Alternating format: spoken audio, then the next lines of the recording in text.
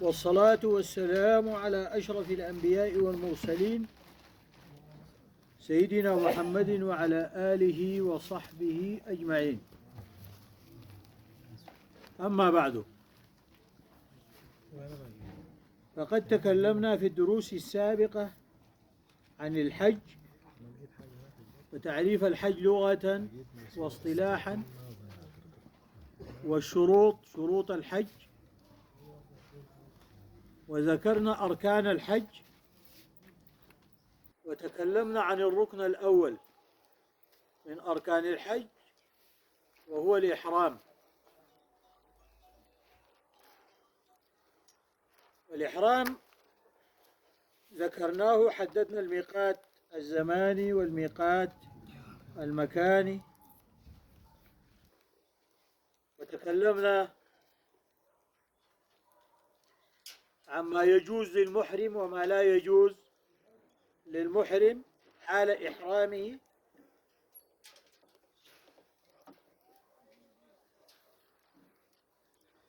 وسننتقل إلى الركن الثاني من أركان الحج وهو طواف الإفاضة.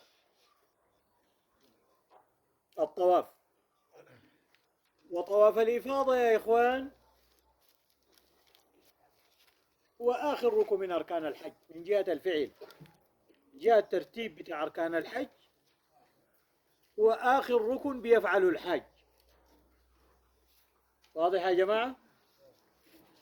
لكن إحنا الآن حنتكلم عن الطواف مطلق طواف، لأنه عندنا يا جماعة نحن الطواف 3 أنواع. عندنا طواف ركن وهو طواف الإفاضة من أركان الحج، وعندنا طواف واجب يجبر بالدم وده طواف القدوم، وعندنا طواف مندوب هو طواف الوداع، وكذلك طواف التطوع. طواف التطوع يعني ممكن الحاج بعد ما يفرغ من أعمال الحج أو في وسط أعمال الحج إذا داير يطوف ممكن يطوف، ما في طواف تطوع، ما داخل في أعمال الحج، ما داخل في شنو، ودي كلها طوافات من باب المندوب. من باب شنو؟ المندوب. يعني إذا جاء داخل الحرم وهو آفاقي ما عنده تحية شنو؟ مسجد، وإنما تحية المسجد هي شنو؟ الطواف. وبعد ما يفرغ من طواف الإفاضة ممكن تاني يملأ وقته دائما بالطواف، لأنه نحن عندنا الطواف يعني بالنسبة للآفاقي أولى من شنو؟ من الركوع اللي هو الصلاة. طيب، ذكرنا يا جماعة الطواف كم نوع؟ 3 أنواع. طواف ركن وهو طواف الإفاضة، وطواف واجب يجبر بالدم وهو طواف القدوم، وطواف تطوع اللي هو طواف الوداع بفتح الواو أو الوداع بكسر شنو؟ الواو، لغتان فيها. واضح يا جماعة؟ ال3 أنواع من الطواف دي الأعمال بتاعتها، الشروط بتاعتها، الأركان بتاعتها شيء واحد. فنحن قدمنا الطواف ليه؟ لأنه عندنا طواف القدوم. أول ما أنت تجي داخل في طواف القدوم فلا بد نعرف يعني أحكام الطواف، مطلق طواف، حتى بعدك نجي نعين ده طواف إفاضة، ده طواف قدوم، ده شنو؟ طيب، بس الآن نحن نعلم إنه الطواف اللي هو يعتبر ركن هو طواف شنو؟ الإفاضة، وهو من جهة الترتيب، ترتيب الحج هو آخر الأركان من جهة شنو؟ الفعل، العمل. وطواف الإفاضة هو الذي يحصل به التحلل الأكبر. الإمام القرافي عليه رحمة الله ورضوانه قال طواف الإفاضة هو أفضل أركان الحج. أفضل أركان الحج هو طواف شنو؟ الإفاضة لاتصاله بالبيت. أصلا الحج حج بيت الله الحرام. العبادة الوحيدة المتصلة بالبيت هي شو؟ هي الطواف اللي هو طواف الإفاضة.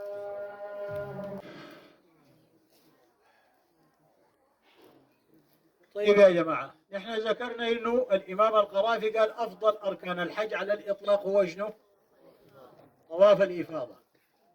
ليه؟ لاتصاله بالكعبة، لأنه الحج هو لبيت الله الحرام، فالركن الوحيد المتصل ببيت الله الحرام هو شنو؟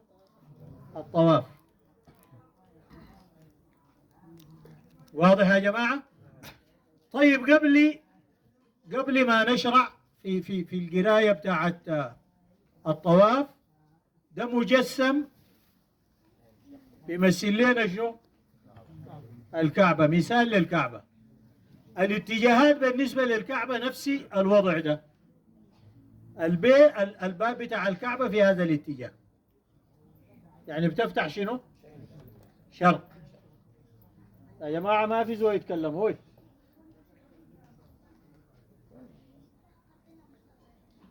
الاتجاه شرق. نبدأ بالأركان.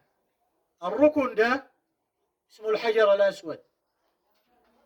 الركن ده اسمه شو؟ الحجر الأسود، ويقع في الاتجاه ده، نفس الاتجاه. الركن البعديه ده بيسمى بالركن العراقي. ده اسمه الركن شنو؟ العراقي، لأنه في اتجاه شنو؟ العراق. ده اسمه الركن الشامي. ده اسمه الركن شنو؟ الشامي، لأنه في اتجاه الشام بالنسبة للكعبة. ده اسمه الركن اليماني لأنه في اتجاه اليمن. دي أركان الكعبة الأربعة. لاحظوا إنه الطواف يكون في الاتجاه ده كده، ما عكس، يكون كده. فالركن اليماني يليه مباشرة الحجر شنو؟ الأسود. الركن اليماني يليه مباشرة الحجر شنو؟ الأسود. طيب، هنا في هذا الاتجاه في دائرة أو نصف دائرة موجود، وفي الميزاب السبلوقة بتاعت الكعبة. هنا الميزاب. واضح يا جماعة؟ ده اسمه شو؟ سبلوقة دي اسمها شو؟ الميزاب. هنا في نصف دائرة دي بسموها حجر سيدنا إسماعيل. دي نصف دائرة هنا بيصب فيها السبلوقة دي، بيسموها حجر سيدنا إسماعيل. الحجر بالنسبة للكعبة بيشير إلى اتجاه شنو؟ الشمال. يعني أنت أول ما تكون داخل الحرم المكي، داخل المسجد، داير تعرف الاتجاهات، بتنظر لاتجاه الميزاب واتجاه الحجر. ده بيشير إلى جهة شنو؟ الشمال. إذا عرفت الشمال ده معناه شنو؟ ده يمين يا جنوب، يعني اتجاهات جغرافية. اليمين دي ما ممكن تكون مقبل كده، اليمين تبقى بيجاي. اليمين دي يا جماعة يمين بالنسبة لك أنت، لو كنت مقبل كده اليمين بيجاي، ولو كنت مقبل كده اليمين بيجاي. فقدر ما أنت تغير الوضع بتاعك اليمين بيختلف. ولا ما فهمتوا هذه؟ احنا الآن بنتكلم في اتجاهات جغرافية، ده شمال ده شنو؟ جنوب. صحيح؟ ده شرق، الاتجاه اللي بيفتح فيه باب الكعبة، وده غرب. مفهوم الكلام ده يا جماعة؟ طيب لحد هنا نحن ماشيين كويس، عرفنا أركان الكعبة، وعرفنا الميزاب، وعرفنا حجر سيدنا إسماعيل. هنا يا جماعة أمسك يا هنا تحت في المنطقة دي، هنا في بنيان بتلقاه مايل هكذا في اتجاهات الكعبة كلها زي القصة تحت، وبتلقى فيها حلقات من صفر بيشدوا فيها شنو؟ الكسوة بتاعت الكعبة. ولا ما مفهوم يا جماعة؟ من تحت زي القصة بتلقاه داير ما يدور. دي سمة الشاذروان. سمة شنو؟ الشاذروان. لا بد يا جماعة نضبط المسألة دي، لأنه الكلام ده كله بجينا في الكتب بتاعت شنو؟ الفقه. الشاذروان ده بيكون قصة كده، هنا قصة، وبكون فيها الحلقات بتاعت الصفر دي بيشدوا فيها شنو؟ الكسوة. الشاذروان ده إذا اعتبرنا التلفون ده هو دي القصة تحت، الهواء بتاعه ده من هنا اللي بيقاظه ده كله يعتبر جزء من شنو؟ من الكعبة. الهواء بتاعه ده كله جزء من شنو؟ من الكعبة. اتفهمت؟ انتوا هناك كلامي ده واضح لكم؟ طيب، نحن بنقول انه لما نجي طائف يكون حذر في انه ما يكون جزء من جسمه داخل الشاذروان او داخل حجر سيدنا اسماعيل. في بعض الناس لما يطوفوا بتلقاهم بيلمسوا شنو؟ الحجر من فوق كده. انت جزء من جسمك دخل داخل الكعبة، جزء من جسمك دخل شنو؟ فالمفروض انه هواء الشاذروان ده من هنا الى نهاية سقف الكعبة. المسافة دي انت ماله؟ ما في جزء من جسمك يخش فيها. ليه؟ لأنها جزء من الكعبة. أصلا كانت الكعبة زمانك مبنية لحد هنا كده. لما قصرت بقريش النفقة من الحلال قاموا قصوها، عملوا الشاذروان ده. والنبي صلى الله عليه وسلم لما وجد انه الكعبة ماله مقصوصة. الإسلام لما جاء لقى انه الشاذروان ده ما مبني، يعني الكعبة ما من حدود الشاذروان إلى أعلى، ضيقوها لجوا من جميع الجهات، لأنه قصرت بهم النفقة شنو؟ الحلال. والمسألة دي قريناها في السيرة صح؟ طيب، حجر سيدنا إسماعيل ده الكعبة ما كانت مربعة، كانت من هنا مبنية إلى سقف الكعبة بالنصف دائرة دي كده إلى فوق. فبقت المنطقة دي ذاتها جزء من داخل شنو؟ الكعبة. بس هي اتفهمت يا جماعة؟ لما نجي نحن انت بتقبل الحجر الأسود وبتستلم الركن اليماني، وما بتستلم الركن العراقي ولا الركن الشامي. ليه؟ لأنه أصلا ديل ما أركان، ديل أصلا حقيقة ما هي أركان. الأركان يا ديل بس ديل داخل الكعبة. يعني لو بنيت الكعبة على أساس سيدنا إبراهيم عليه السلام ديل ما مفروض يكون أركان أصلا. عشان كده في الحج ما عندنا استلام للركن شنو؟ العراقي ولا للركن شنو؟ الشامي، وإنما الاستلام للحجر الأسود ولشنو؟ الركن اليماني. واضح يا جماعة؟ طيب، دي مسألة. في مسألة ثانية،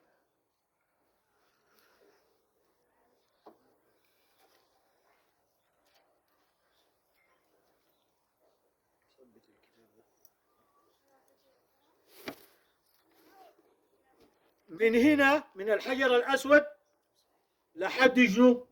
باب الكعبة. مسافة دي على الراجح هي الملتزم. هي شنو؟ الملتزم. هنا في مقام سيدنا إبراهيم المنطقة دي، فقيل الملتزم من باب الكعبة إلى هنا، وفي بعض الناس بيروا مقابل مقام سيدنا إبراهيم إلى هنا، كلها دي ملتزم. وبعضهم بيرى إنه الاتجاه ده كله اللي هو الشرقي هو شنو؟ الملتزم، لأنه الناس كانوا بيلتزموه وبيسألوا الله سبحانه وتعالى والله بيجيبهم. طيب الملتزم هنا يا جماعة من الحجر الأسود إلى باب الكعبة، المنطقة دي هي الملتزم، والدعاء فيها مستجاب يا جماعة قطعا في المنطقة دي.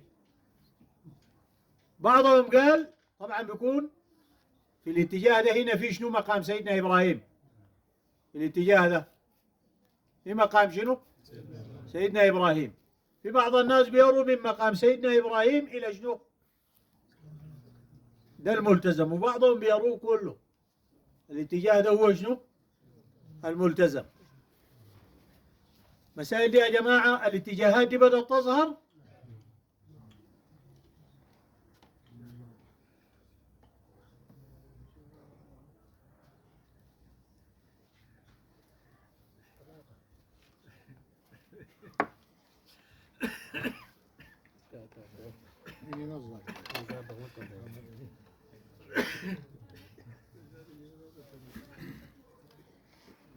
طيب يا جماعة بعد ركزوا معانا في الفقه.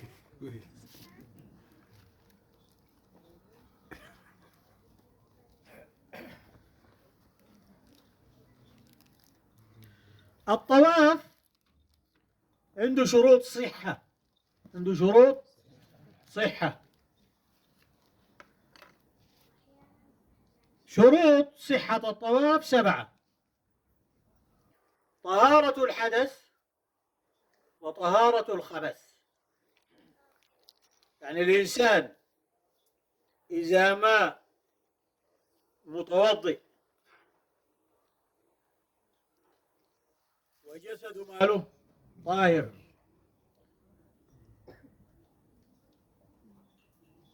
وستر العورة، لو ما عورته مستورة نفس العورة المغلظة والمخففة الموجودة في الصلاة، أن النبي صلى الله عليه وسلم قال يعني معنى الحديث إنه الطواف كالصلاة إلا أن الله أباح فيه شنو؟ الكلام، أباح فيه الكلام. فإذا الطهارة حدث وخبث من شروط صحة الطواف. فإذا ما طاهر طهارة حدث أو خبث ما له الطواف بتاعه ما صحيح.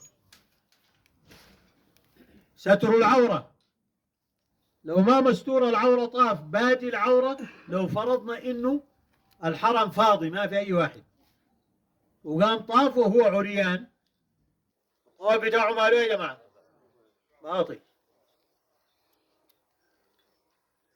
ما صحيح.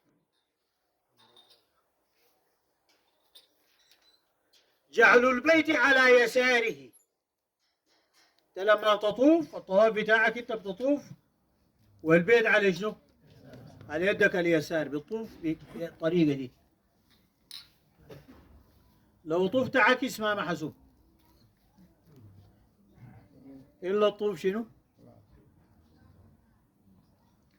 جعل البيت شنو؟ على يساره حال طوافه. وإكمال 7 أشواط، لابد إنه الأشواط تكون شنو؟ 7. والزيادة على ال7 لغو ما محسوبة.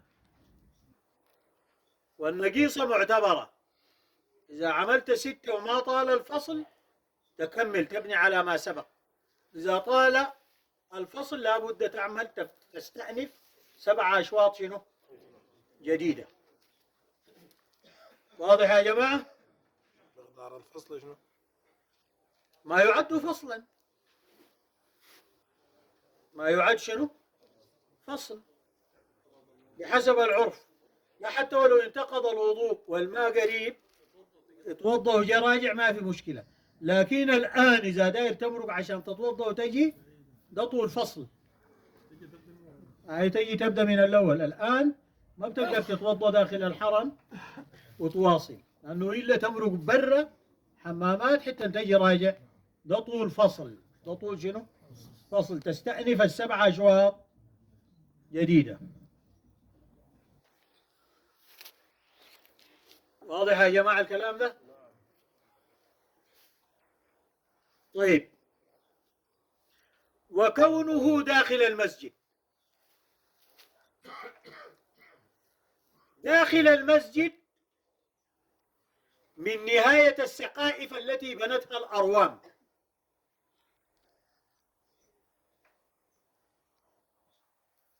ده داخل المسجد. داخل السقائف التي بنتها الأروام خارج المسجد. ما مفهوم طبعا يا جماعة. في بنيان مبني من جميع الجهات في الحرم، والبنيان بتاعه تحس به مائل، بنيان أصفر قديم فيه آرشات بنوه الأتراك. البنيان ده داخله لو طفته انت خارج الحرم. نهاية السقايف مما يلي الكعبة ده داخل الحرم، داخل المسجد. داخل شنو؟ المسجد. مذهب مالك انه المسافة دي بس من السقايف الصفر دي لحد الكعبة، يعني الناس اللي بالدرداقات اللي بفوق دول كلهم خارج الحرم. طوافهم ما صحيح في مذهب مالك، باطل. الناس اللي بيدفرون بالعجلات ديل بفوق ديل طوافهم ده كله خارج المسجد. خلاص بس نحن بنقرا هسه في مذهب شنو؟ بنقرا في مذهب مالك. مالكية ما هسه مالكية بطوفوا بالطريقة دي. ده المنصوص عليه يا جماعة. نحن ما عندنا حاجة من عندنا. نحن بنقرا في شنو هسه؟ الباب ده يا أخي اللي بنقرا فيه ده اسمه شنو؟ اسمه الحج. يستثنوا شنو؟ لو بيستثنوا ما كان ذكروا. ده باب الحج في مذهب الإمام مالك.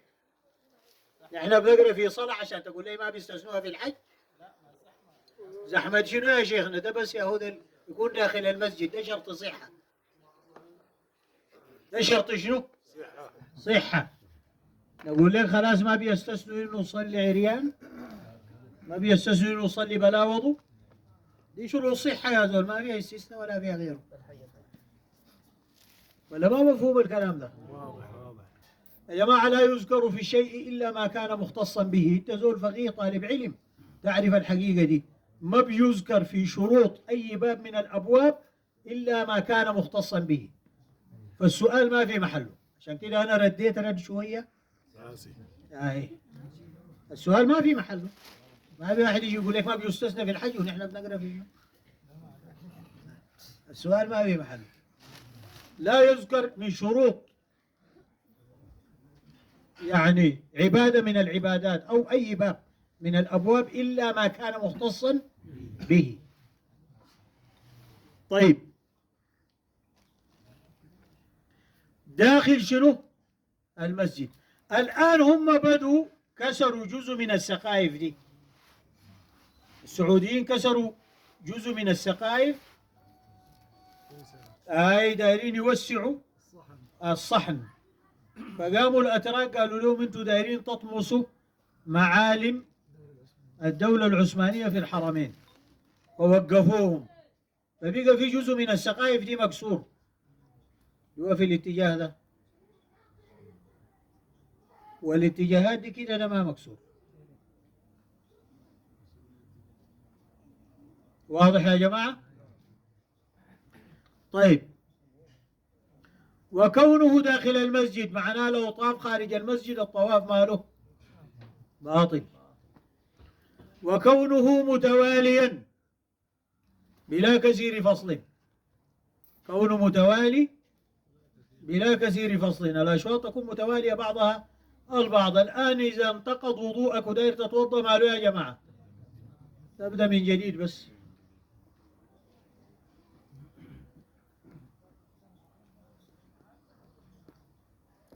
وخروج جميع البدن عن الشاذروان. الهواء بتاع الشاذروان ده من جميع الجهات، بدنك ماله. وحجر سيدنا إسماعيل حجر سيدنا إسماعيل اللي هنا الدائرة دي، ما في واحد يدخل يده ولا يحاول يمسح من فوق كده يقول داير يتبرك في أثناء الطواف، يكون الطواف بتاعه ماله؟ ما في. الطواف بتاعه شنو؟ انتهى. بعد ده جاب مسألة مهمة جدا، قال وينصب المقبل للحجر الأسود قامته.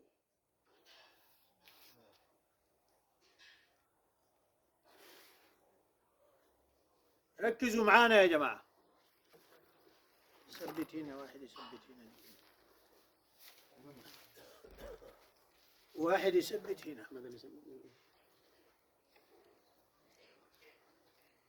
ده الحجر الأسود كده، ده ميل.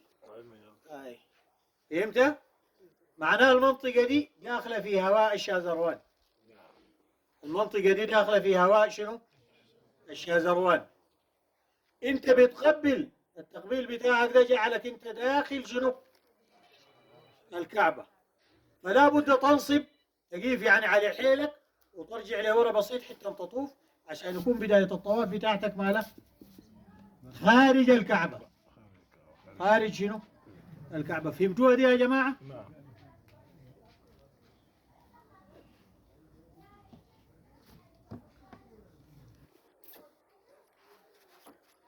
طيب، قال وينصب المقبل للحجر الأسود قامته. يعني انت قبلت ما تشرع في الطواف وانت مدنقر طوالي، لابد تقيف على حيلك وترجع بسيط.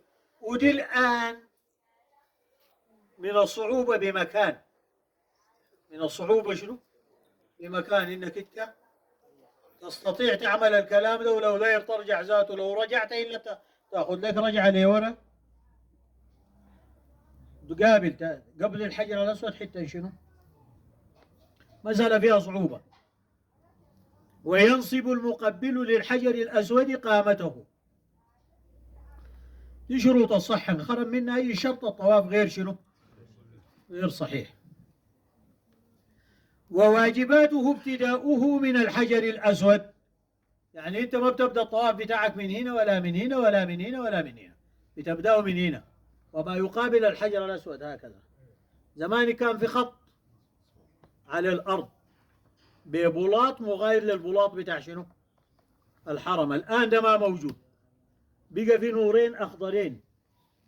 انت لما تجي اذا ما قادر تشوف الحجر الاسود من الزحام، بتعاين على يدك اليمين بتلقى في لمبتين بتاعت نايلون كبيره خضر، ما يعادل اللمبتين ديل كده في خط مائل، ده هو الحجر شنو؟ الأسود. أنت بتجي من هنا بتكبر حتى تنحسب واحد لحد ما ترجع هنا، اثنين، ثلاثة، أربعة، خمسة، ستة، سبعة.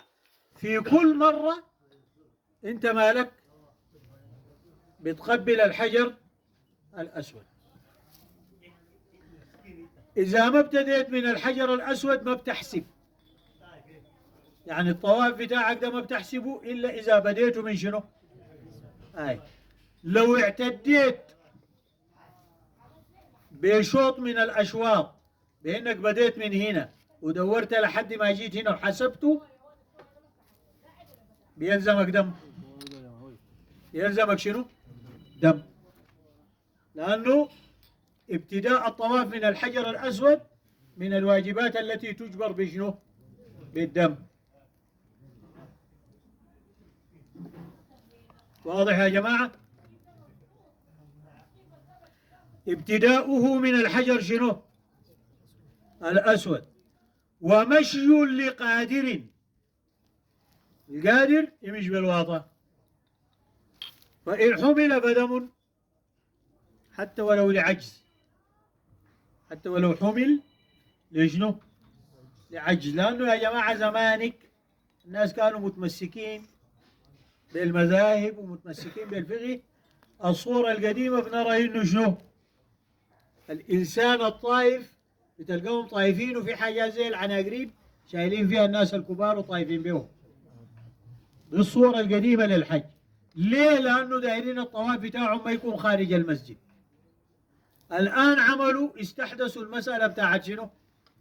العجلات، وقاموا جعلوا أصحاب العجلات ديل بيطوفوا خارج شنو؟ خارج المسجد، خارج المطاف. ده في مذهب الإمام مالك الطواف ده ماله؟ غير صحيح. بعد ذاك نحن بنشوف غير مذهب مالك كان لقينا في فرقة فبها، ما لقينا معناه الناس زي حجهم ده ما ياكل، عمرتهم ما ياكل. قالوا ومشي لقادر فإن حمل فدم، إذا حملوه شالوه ماله؟ يدفع دم. الواجبات سننه 5. سنن شنو؟ الطواف ماله 5. تقبيل الحجر الأسود بلا صوت قبل الشروع فيه. أول حاجة تقبل حتى تشرع في شنو؟ الطواف. الأولى دي سنة، والباقي كله في كل شوط مندوب. والتقبيل إما أن يكون بالفم بحيث إنك تقبل حجر نفسه، وقد يكون باليد تضع يدك عليه وتقبل شنو؟ وقد يكون بعود أو بمحجن تضع على الحجر الأسود وتقبل، وقد يكون بالإشارة، وده كله يعد تقبيل لشنو؟ للحجر الأسود. والإنسان اللي بيعمل أي واحد من ديل الحجر الأسود بيشهد له يوم القيامة بأنه هو شنو؟ قبله. مفهوم الكلام ده يا جماعة؟ هسه في ناس بيجتهدوا لأنه يصلوا الحجر الأسود ويقبلوه، ويكون سبب اجتهادهم ده بيحصل بسببه ضرر لناس كتار آخرين، واحدين ينكسروا واحدين يموتوا. فالإنسان يعني في الحج بقدر الإمكان يتجنب أذية الآخرين. كل ما يتسبب بالأذى للآخرين ماله؟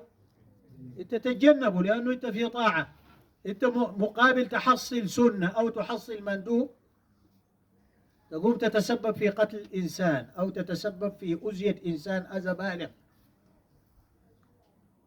المسألة يتفهمت يا جماعة؟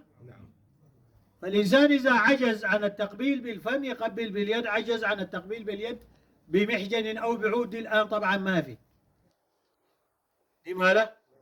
ما في.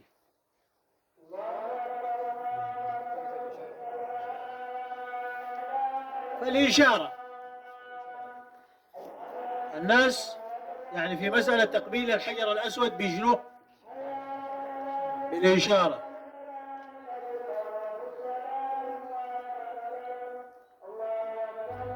ولمس الركن اليماني باليد. الركن اليماني ما بتقبله. لما تجي طايف تضع عليه يدك وتضعها عليه فمك من غير تقبيل، بتضع وتضع شنو؟ عليه فمك في كل شوط. تأشر له، تجي هنا تأشر وتمشي. إذا ما استطعت إنك تضع شنو؟ يدك. دي من سنن شنو؟ الطواف. سنة لمس الركن اليماني سنة في أول شوط. في أول شوط ماله سنة، وفي بقية الأشواط مندوب. ووضع اليد اللي هو اليد اليمنى لا غيرها، ويضعها على فيه بلا شو؟ بلا صوت، اللي هو بلا تقبيل. والدعاء بلا حد، ما عندنا دعاء محدود. إنسان في الطواف ماله يدعو بما شاء، لكن كونه يدعو بالمأسور أفضل. تلاوة القرآن في الطواف مكروهة. تلاوة القرآن في الطواف ماله إلا الآية التي فيها الدعاء. إنشاد الشعر في الطواف مكروه إلا الذي يشتمل على دعاء أو وعظ. مفهوم الكلام ده يا جماعة؟ اختلاط الإنسان يتعمد أن يكون في وسط النساء، اختلاط الرجال بالنساء في أثناء الطواف مكروه. فبيذكروا في كتب الفقه أنه يطوف النساء خلف الرجال. والآن خصوصا الدول بتاعت شرق آسيا ودول العجم بيقوموا بيعملوا زي الصندوق، يكون من جميع الجهات شنو؟ رجال أقوياء من أمامه ومن خلفه، وتكون صفوف النساء في الوسط ويدوروا، لأنه صحن المسجد بقى شنو؟ بقى بيمتلئ شديد، لا يمكن إنه النساء يكونوا خلف شنو؟ الرجال. ولا ما فهمتوا هذه يا جماعة؟ دي صفوف النساء بيكون هنا في صفوف بتاعت رجال، الصورة دي كده، ويمشوا كلهم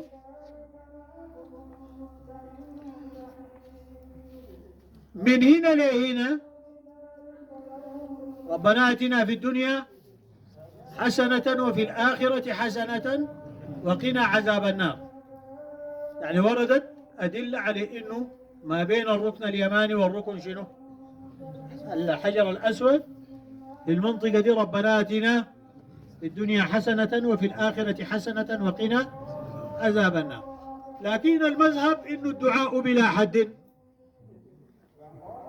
ما في توقيف. الإنسان بقدر الإمكان يشتغل الذكر من استغفار، من صلاة على النبي، الباقيات الصالحات، يشتغل بدعاء لنفسه وللمسلمين ولأهله إلى غير ذلك. في أثناء شنو؟ في أثناء الطواف يا جماعة.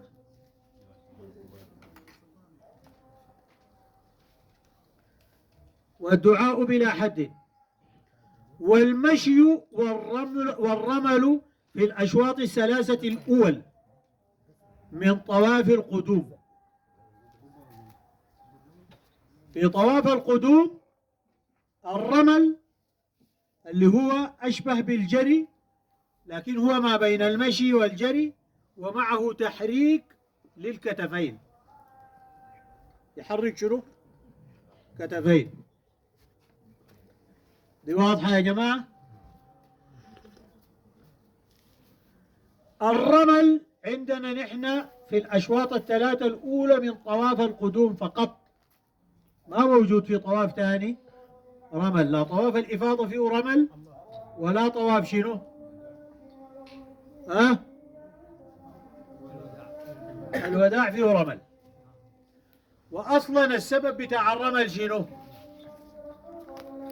إنه الكفار لما سيدنا النبي صلى الله عليه وسلم جاء في العمرة اللي هي عمرة القضاء، مرقوا من مكة وطلعوا في الجبال وبدوا ينظروا للمسلمين.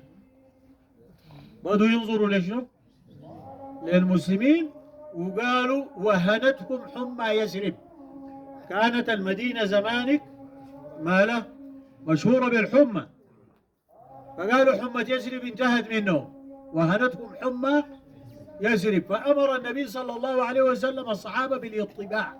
الاطباع انه يجعلوا شنو؟ الجزء الأيمن مكشوف، إظهار للقوة. ولما نجوا يطوفوا في الطواف يعملوا الرمل ده في شنو؟ الهرولة دي في الثلاثة شنو؟ أطواف الأولى من طواف القدوم، إظهار للقوة.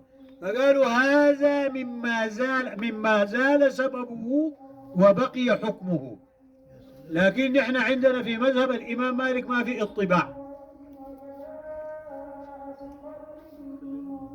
اطباع ماله ما في، يعني مسألة كونك تطلع الجانب الأيمن ده ما مذهب مالك. ما عندنا اطباع لا في طواف قدوم ولا في حج ولا في غيره، إلا كان تعملها سايبة الزاهر تهوي رقبتك، لكن كحكم يعني ما عندنا. طيب الأشواط الثلاثة الأول فقط 7، عندك 3 أشواط فيها رمل في طواف شنو؟ القدوم. وبقية الأطواف السبعة الأربعة ما له مشي لا رمل فيها.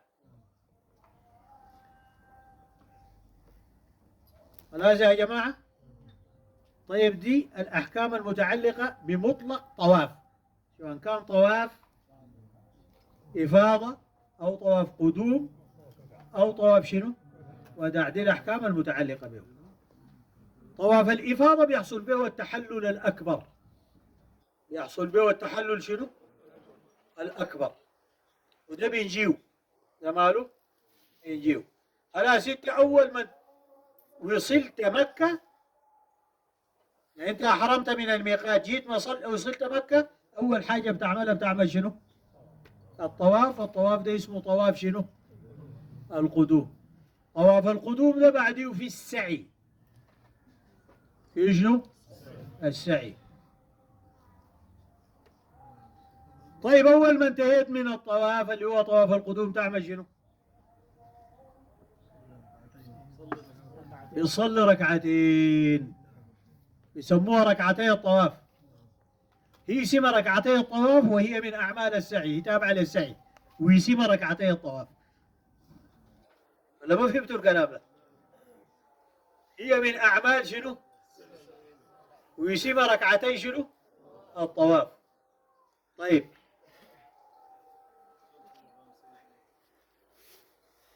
مقام سيدنا إبراهيم بيكون في الحتة دي هنا، في الحتة دي. بالنسبة للنسوان بيكون هنا. ده مقام شنو؟ سيدنا إبراهيم في المنطقة دي. لكن الاتجاه طبعا شرق. لما تجي تصلي بتصلي تجعل مقام سيدنا إبراهيم بينك وبين الكعبة إذا استطعت ذلك. ما استطعت ذلك تصلي في الحرم، مطار، ده أي مكان، هو مكان له ركعتين شنو؟ لكن ده أفضل مكان، ده أفضل شنو؟ مكان. واضح يا جماعة؟ ما استطعت تعمل الكلام ده في أي مكان داخل صحن المسجد، مطار، ما استطعت أي مكان في مكة تعمل فيه شنو؟ ركعتي الطواف. الحتة دي اتفهمت؟ واضحة. طيب الركعتين دي، الركعة الأولى بتقرأ فيها الفاتحة وقل يا أيها الكافرون، والركعة الثانية بتقرأ فيها الفاتحة وقل هو الله أحد، وبتسلم. بعد ما تسلم بتعمل شنو؟ ها؟ أنت مش تسعة؟ ها؟ تجي تاني هنا تتقبل الحجر الأسود حتى أنت مش شنو؟ تسعة.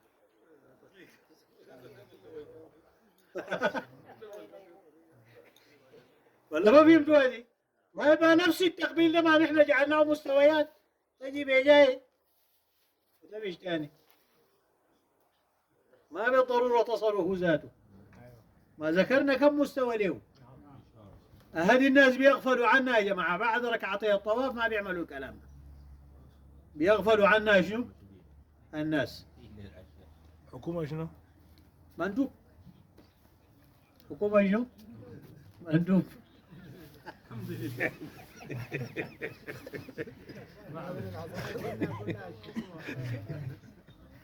واضح يا جماعة المسألة فهمت؟ بعد ما عملت الكلام ده طوالي بتمش إلى باب الصفا. باب الصفا في الاتجاه ده كده.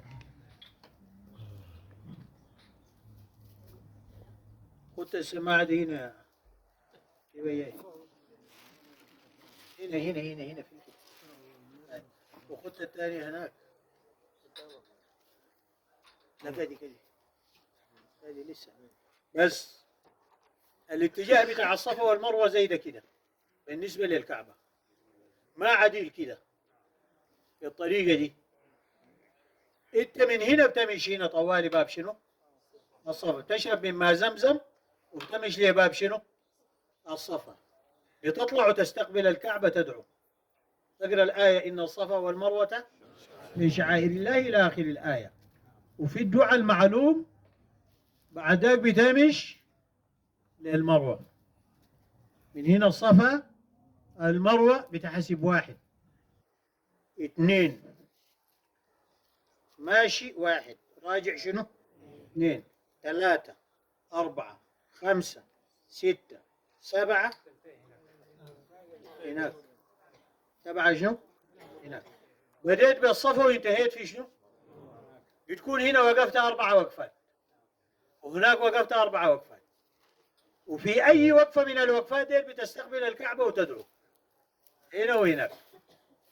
بعد ذاك في النص هنا وقريب للصفا جاي في حاجة بيقولوا عليها المسيل أو الميلين الأخضرين. الميلين الأخضرين دي اللي بتهرول فيهم برضه، وبتلقى في علامة خضراء معلومة، علامة خضراء معلومة. إن شاء الله بنجيب البروجيكتور ونبين للناس شنو العلامة دي هيئتها كيف. دي فيها هرولة، انت ماشي تهرول جاي مختلف فيها في المذهب، هل تهرول أو لا تهرول، لكن الشيخ محمد بن الحسن البناني من أئمة المذهب رجح إنك تهرول وانت راجع. إمام محمد بن الحسن بناني عليه رحمة الله ورضوانه، وكلامه ده المعتمد طبعا. دي تهرول، دي اختلفوا فيه والمعتمد شنو؟ تهرول. المسألة دي اتفهمت يا جماعة؟ ده كلام عمومي، ده كلام شنو؟ عمومي. لسه نحن ما جينا للأحكام بتاع شنو؟ السعي.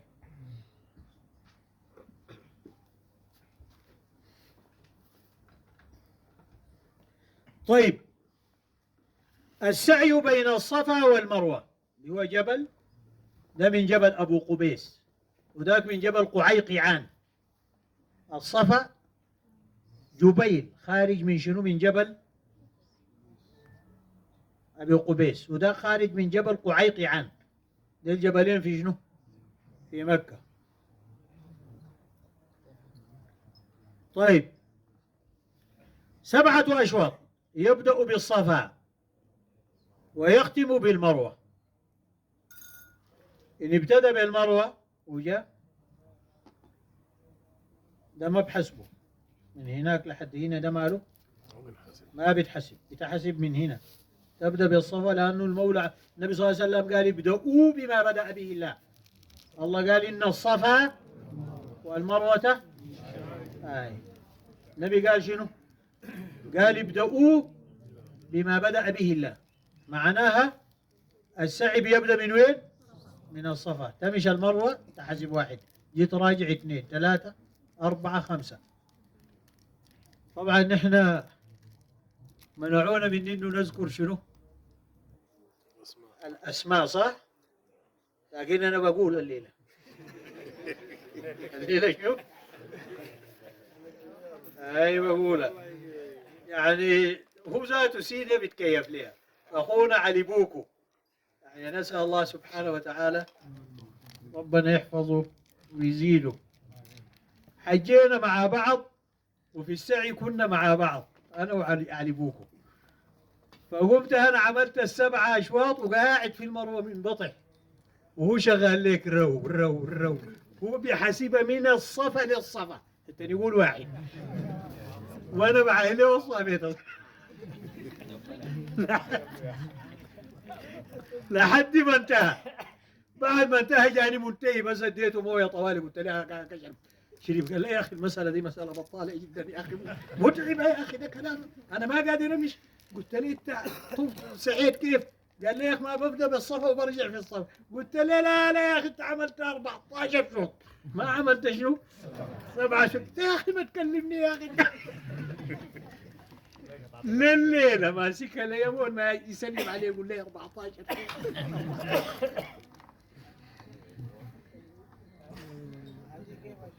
ها؟ ما الزيادة لغو، الزيادة ما محسوبة. تمت ال7 دي تاني، ده لغو ما محسوب، رياضة ساي ده ماله رياضة.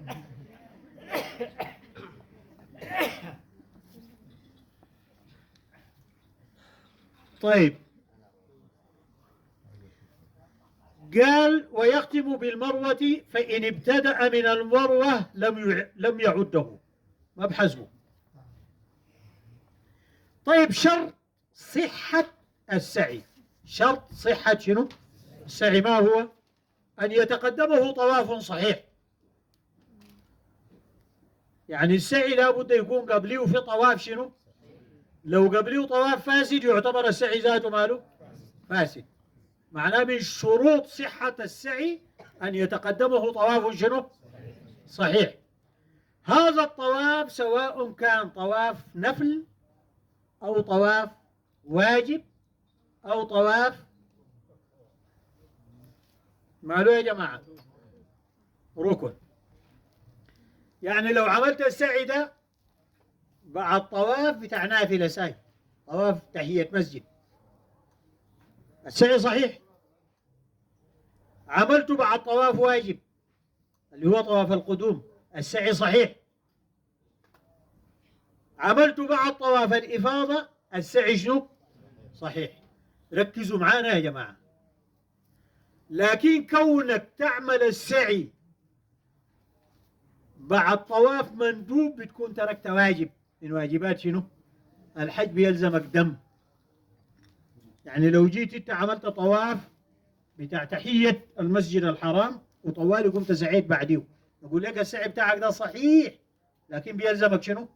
دم. لزمك الدم ليه؟ لأنه السعي بتاعك ده انت سويته بعد طواف شنو؟ مندوب، ما طواف شنو؟ واجب. لكن لو عملته بعد طواف القدوم ما بيلزمك دم، لأنه عملته بعد طواف شنو؟ واجب. لو عملته بعد طواف الإفاضة ما بيلزمك دم من جهة السعي بعد الطواف، لكن بيلزمك دم من جهة تأخير السعي إلى ما بعد طواف الإفاضة. ده حكم ثاني. كون السعي يكون قبل طواف الإفاضة ده واجب، وكونك تأخر بعد طواف الإفاضة بيلزمك فيه دم لأنه تركت واجب. الحتة دي فهمتوها يا جماعة؟ كونك تعمل خلف طواف مندوب تركت واجب، كونك تعمل خلف طواف واجب ما عليك دم، هناك عليك دم. كونك تعمل بعد طواف الإفاضة تأخر عن طواف واجب أو ركن ما بيلزمك دم من هذه الجهة، لكن بيلزمك من جهة أخرى هي تأخير السعي عن طواف شنو؟ الإفاضة، لأنه من واجبات السعي أن يكون متقدم على شنو؟ على طواف الإفاضة. المسألة دي واضحة يا جماعة؟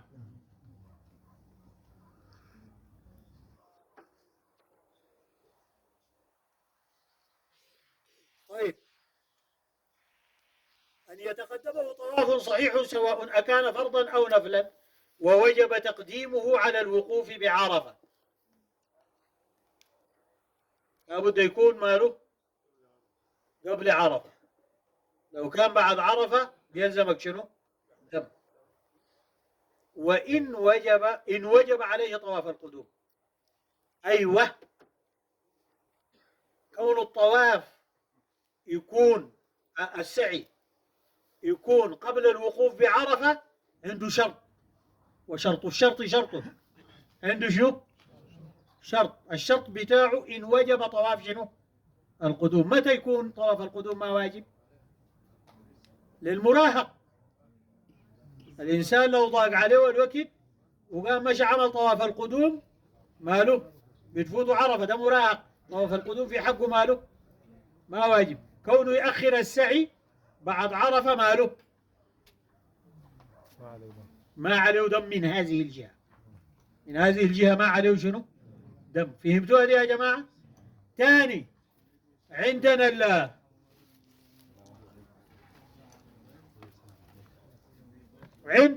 مسألة المتمتع.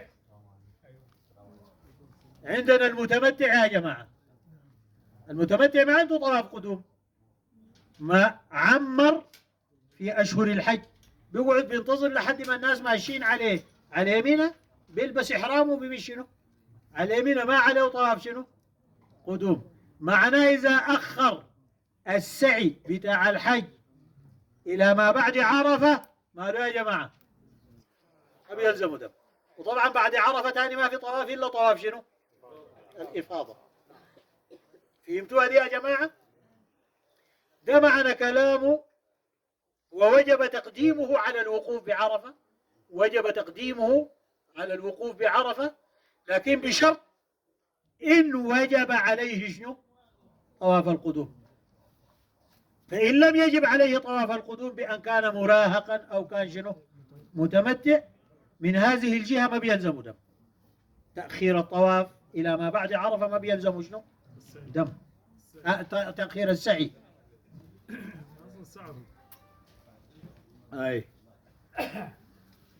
لا، أصلا ساعة ذاك سعي عمرة في اللي اسمه شنو في في المتمتع، ذاك سعي عمرة ما سعي الحج، بيلزمه سعي ثاني بعد شنو بعد الإفاضة. دي واضحة يا جماعة؟ طيب،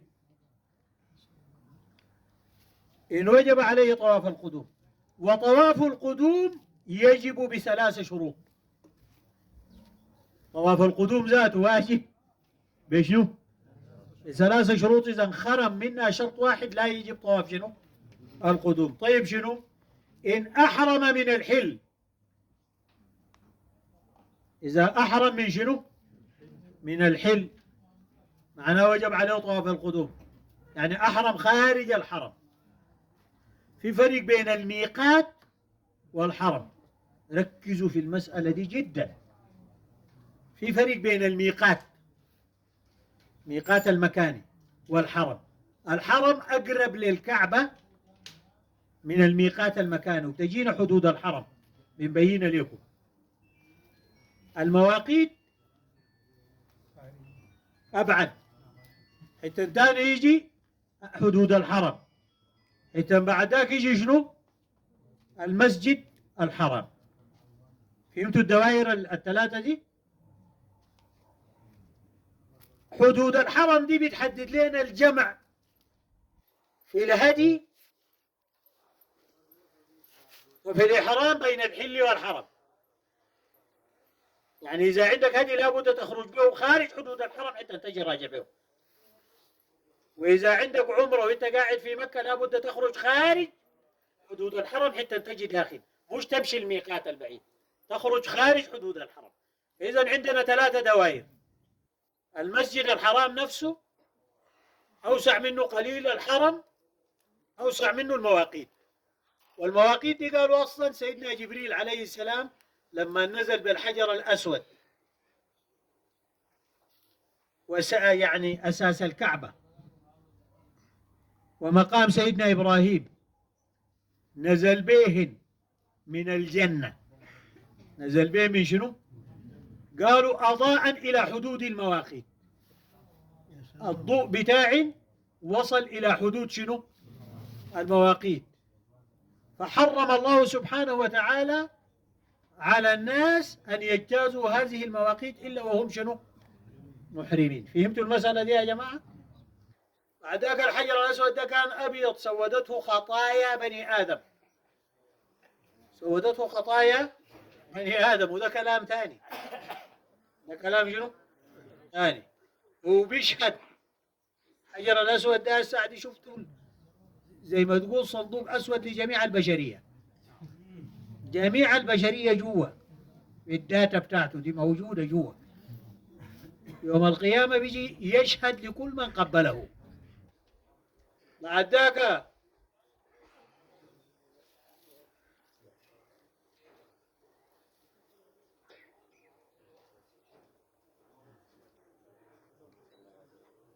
الحجر الأسود ده أنت لما تقبله أنت بتقبل مكان مسه النبي صلى الله عليه وسلم يقينا. مسه النبي صلى الله عليه وسلم شنو؟ يقينا، ما مشكوك فيه. دي مسألة مهمة جدا. أنت تقبل لك مكان مسه شو؟ النبي صلى الله عليه وسلم يقينا، ومسه جميع الأنبياء والرسل. ده مكان جميع الأنبياء والرسل ماله؟ لمسوه. واضح يا جماعة؟ في كلام كثير نحن ما دايرين. طيب، طواف القدوم يجب بثلاث شروط. إن أحرم من الحل. الحل معناه خارج دائرة الحرم. ما المواقيت؟ ده الشرط الأول. الشرط الثاني ولم يخشى فوات الحج. لم يخشى فوات شنو؟ الحج، اللي هو بعرفة، اللي هو كان مراهق. الشرط الثالث لم يردف الحج على العمرة بحرم. لم يردف الحج على العمرة بحرم. دي ثلاثة شروط بيكون فيها طواف القدوم واجب. إذا انخرم أي شرط ما واجب على الإنسان إنه شنو؟ يطوف طواف شنو؟ القدوم. فهنا قال ووجب تقديم السعي على الوقوف بعرفة إن وجب عليه طواف القدوم. عشان كده جاب لنا متى يجب طواف شنو؟ القدوم. بيجب بثلاثة شروط. إن أحرم من الحل ولم يخشى فوات الحج ولم يردف الحج على شنو؟ على العمرة. قال ووجب بعد طواف من واجب كالقدوم والإفاضة. معناها السعي لابد يكون الطواف القبل يا واجب كطواف القدوم يا ركن كطواف الإفاضة. لكن لو طفت سعيت خلف طواف مندوب بيلزمك شنو؟ هدي، لأنه تركت واجب اللي هو السعي لابد يكون بعد طواف واجب كالقدوم. سنن السعي 4: تقبيل الحجر الأسود قبل الخروج. قبل شنو؟ الخروج إليه. ارتفع شوية من واضحة دي يا جماعة؟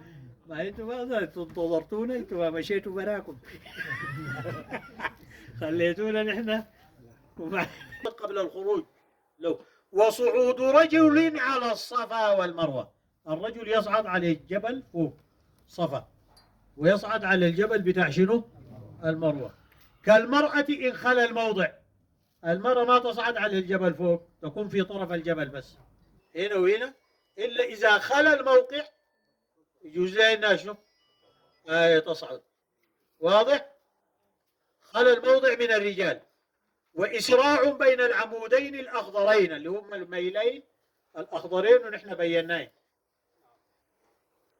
وذكرنا ما قالوا الإمام البنان. والدعاء عليهما. تدعو على الصفا وانت مستقبل القبلة في ال4 وقفات، وتدعو على المروة وأنت مستقبل القبلة في ال4 شنو؟ وقفات. وندب الوقوف على الصفا والمروة كلما مر بهما. ده مندوب. وشروط الصلاة من طهارة هي حدث وخبث وستر عورة، دي كلها تعد من مندوبات شنو؟ السعي. شروط الصلاة في الطواف ما لا يا جماعة واجبة، وفي السعي شنو؟ مندوبة ما واجبة. خلاص. وندب لداخل مكة نزول بطوى أو طوى أو طوى، موضع معين فيه بير. الآن البير دي قفلوها يعني، لكن موجودة بس قفلوها من فوق. وغسل فيها، ده كله لفعل النبي صلى الله عليه وسلم. نزل في ذي طوى واغتسل في هذه شنو؟ البير. لغير حائض ونفساء. الحائض والنفساء الاثنين ديل ما بيغتسل في شنو؟ في طوى، ولكن لأنه أصلا الغسل ما بينفع، ما حيعمل حاجة إلا تطهر. بعد ما تطهر ممكن تغتسل حتى بعد ذاك تخش عشان شنو؟ تطوف. ها؟ حائض ونفساء دي في الإحرام ذاته ما بتغتسل. لا الحائض والنفساء تغتسل ليش؟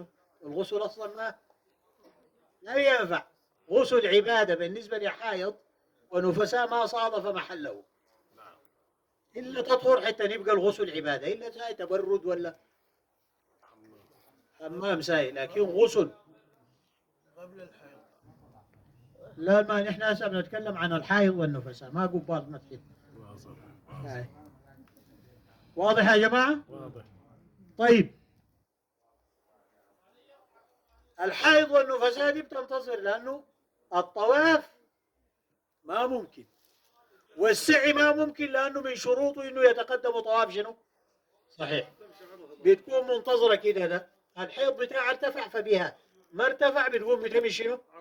عرفة. ما من شروط عرفة الطهور. تنتظر بعد حيضتها تنتهي تقوم تجيب الأركان تاني بالقلبة العكس بعد عرفة. فهمتوها دي يا جماعة؟ طيب وندب لداخل مكة نزول بطوى وغسل فيها لغير حائض ونفساء ودخوله نهارا، لأن النبي صلى الله عليه وسلم دخل مكة شنو؟ نهار، ما دخل ليلا، من طريق كداء، ده بيناه. ودخول المسجد من باب بني شيبة، هو باب السلام، وهو في الاتجاه ده، لأنه أول ما تجي منه طوال بكون قدامك شنو؟ الحجر الأسود، هو في الاتجاه ده، هو باب السلام، بيجي مر بالمسعى. الطريق بتاعه الآن بيقولوا له طريق فلسطين أو طريق شنو؟ الطريق اللي بيجي منه اسمه فلسطين ولا غزة ما عارف، هو في الاتجاه ده كده. طيب وبيغادي كده السيدة شنو؟ خديجة. وانت بتجي من السيدة خديجة بكون قدامك طوالي كده، اللي هو الحجون. الحجون والبقيع يؤخذ بأطرافهما وينزران في الجنة. يطبقوا الحجون على البقيع ويعملوا لهم كده بس جوا الجنة.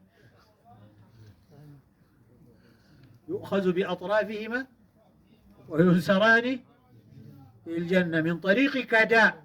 ودخول المسجد من باب بني شيبة المعروف الآن بباب السلام، وخروجه من كدى. خروجه من شنو؟ من كدى. وبذلك نكون نحن كملنا كدى من المعلى وكدى من المسفلة. من شنو؟ المسفلة دي الطريقة اللي كان بيخرج به سيدنا إبراهيم عليه السلام. أي بيخرج به سيدنا إبراهيم عليه السلام. ومن هناك اللي هو دخل به سيدنا النبي صلى الله عليه وسلم في فتح مكة، ودخل به في حجة شنو؟ الوداع، جهة المعلى. والله سبحانه وتعالى أعلم. بيكون تاني راجين الحضور بشنو؟ بعرفة في شنو؟ 264 دي هو مريد الحج أو العمرة ولو حائضا أو نفساء على جهة السنية يغتسل بإرادة الإحرام قبل أن يحرم. نجيها ماله؟ نجيها. أي والله سبحانه وتعالى. يا جماعة الاستدراكات دي مهمة. هوي الاستدراكات دي مالها مهمة، نبه عليها في الدرس الجاي.